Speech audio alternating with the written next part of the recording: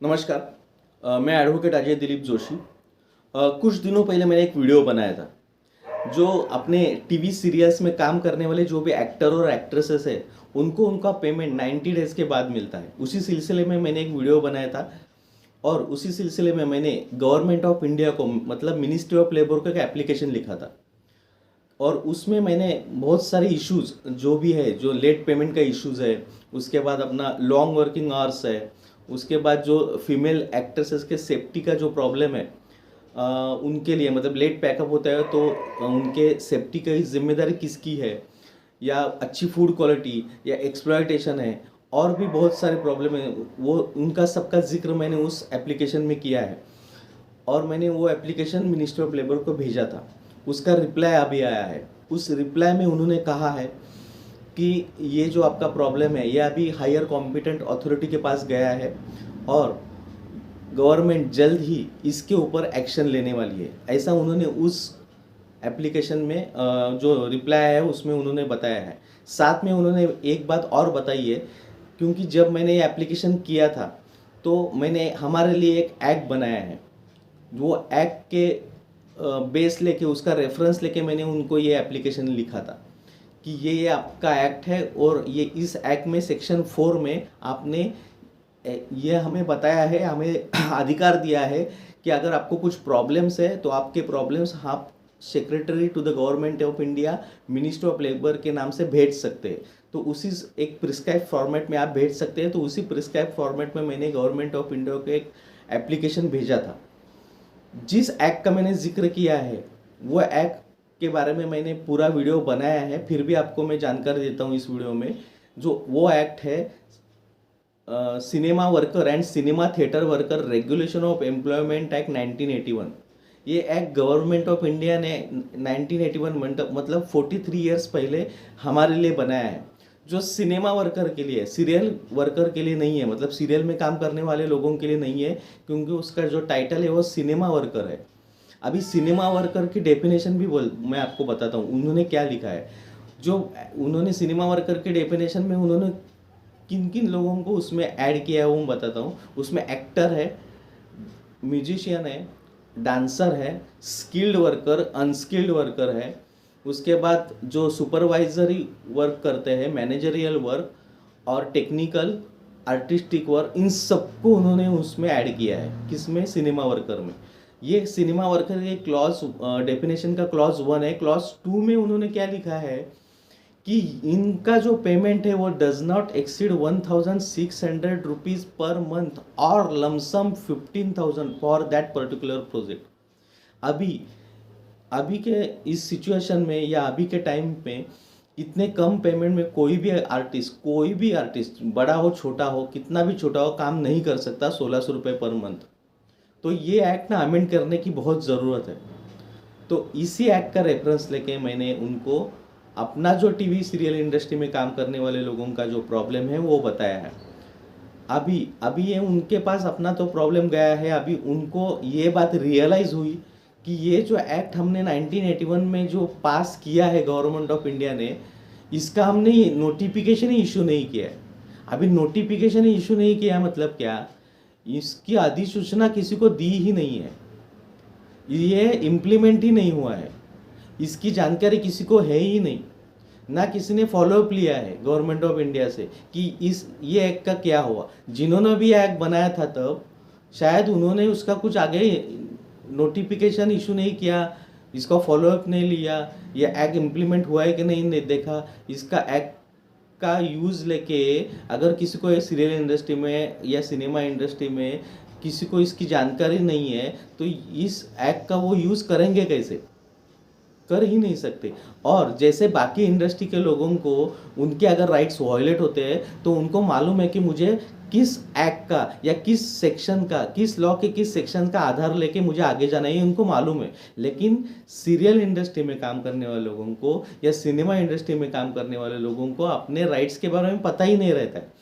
हमने बहुत से बड़े बड़े एक्टर और एक्ट्रेसेस के मुंह से ये बात सुनी है कि मैं जब स्ट्रगल के दिन थे तो मैंने इतना काम किया और मुझे उस काम के पैसे ही नहीं दिए गए।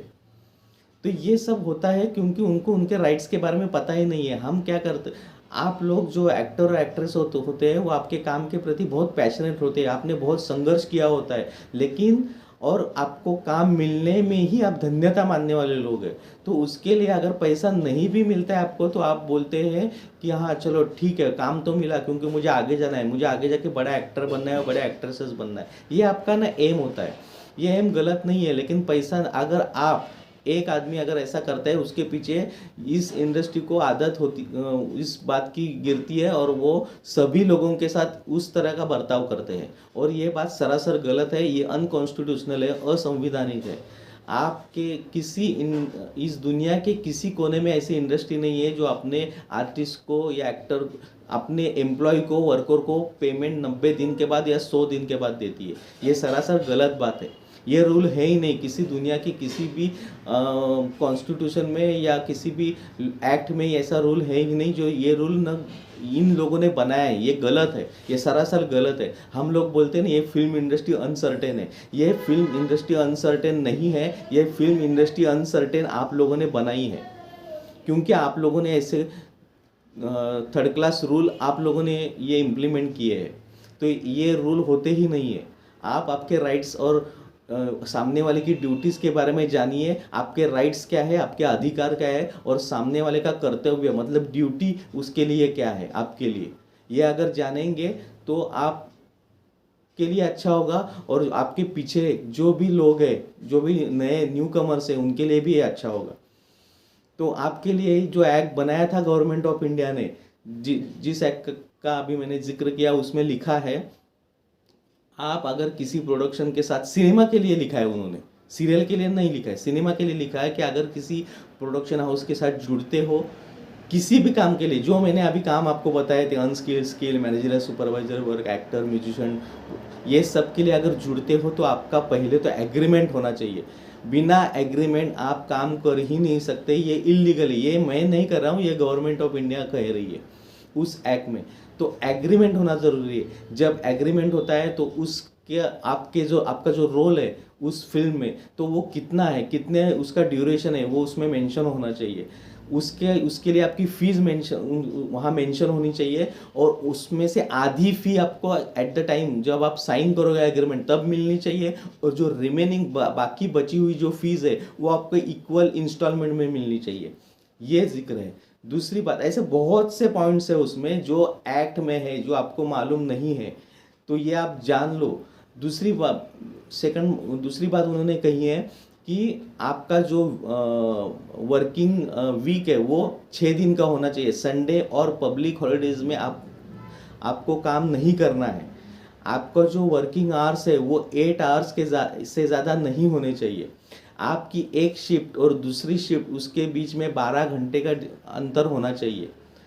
आपका काम अगर जो उन्होंने बताया है उससे ज़्यादा होता है, मतलब 20 दिन बोल के अगर आपको 30 दिन का काम प्रोड्यूसर करवाता है, तो उसके लिए आपको अलग से पैसे उसको देने हैं, और उसी क्राइटेरिया में देने हैं। मतलब जो एडवांस पहले दिया है और फिर आधे आधे इक्वल इंस्टॉलमेंट में आपको आपके काम का जो मानधन है, जो पैसा है, वो टाइम पे मिलना ही चाहिए। ये सब उस एक्ट में लिखा है। अभी ये उन्होंने एक्ट जो किया है, जैसे मैंने बताया कि ये आउटडेटेड अभी है, क्योंकि ये इसमें अमेंडमेंट होना ज़रूरी है, लेकिन वो सिनेमा आर्टिस्ट के लिए उन्होंने बनाया, एक्टर और एक्ट्रेस और जो भी लोग हैं, सीरियल के लिए नहीं बनाया। अभी जो मैंने उनको प्रॉब्लम लेके उनके पास गया हूँ ये इस एक्ट का रेफरेंस लेके, तो उनको अभी पहले तो उनको ये बात इशू उनको नोटिफाई करनी पड़ेगी कि भाई हम लोगों ने 43 ईयर्स पहले एक एक्ट बनाया है जो सिनेमा वर्कर्स के लिए था,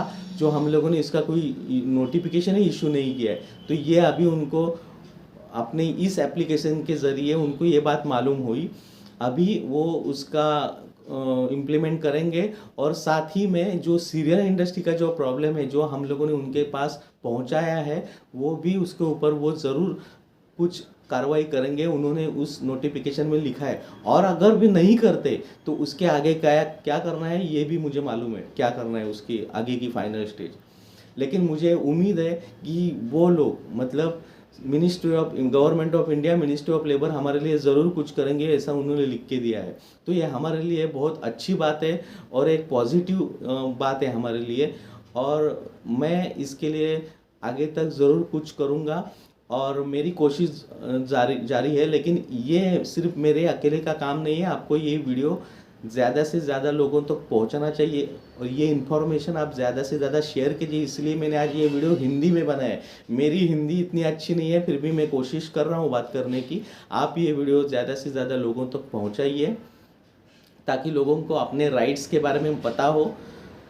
कोई भी प्रोडक्शन हाउस या कोई भी इस दुनिया का आदमी किसी दूसरे आदमी को काम ये बोल के काम नहीं देना चाहिए कि मैं तुम्हें ये काम दे रहा हूँ, मैं तुम्हें ये प्लेटफॉर्म दे रहा हूँ, अभी तुम्हारी कला यहाँ तुम प्रस्तुत कर पाओगे और लेकिन तुम्हें इसके लिए पैसे नहीं दिए जाएंगे। ऐसा कोई भी प्रोड्यूसर या आदमी दूसरे आदमी को या एक्टर को, आर्टिस्ट को नहीं बोल सकता। ये उस अनकॉन्स्टिट्यूशनल है, इलीगल है पहली बात तो आपका हक है कि आपने जो भी काम किया है उसके लिए आपका जो मानधन है, आपको जो उसके लिए मिलने वाला जो पैसा है वो आपको टाइम पे, और पैसा भले वो कितना भी होने दो, आपके एक्सपीरियंस के हिसाब से जो भी आपको पैसा मिलना चाहिए वो टाइम पे मिलना ही चाहिए और पैसा मिलना चाहिए।